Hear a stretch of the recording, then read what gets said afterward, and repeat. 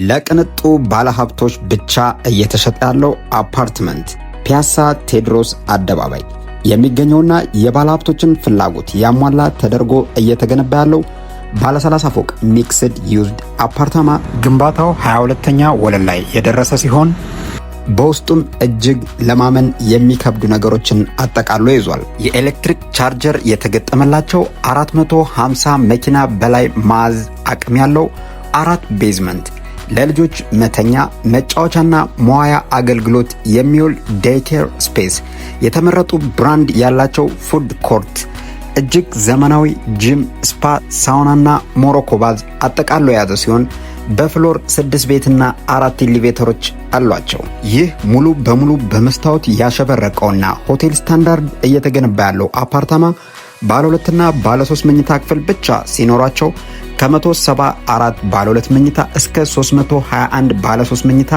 የካሬ አማራጮችን አዘጋጅተናል። በ30% ቅድመ ክፍያና እንዲሁም በ70% የባንክ ብድር አመቻችተን እነሆ ሽያጫችን ሀ ብለን ጀምረናል። ሳይታችንን ለመጎብኘትና ሙሉን መረጃ ለማግኘት ከስር የማስቀምጥላችሁን ስልክ ቁጥር ይጠቀሙ። እናመሰግናለን።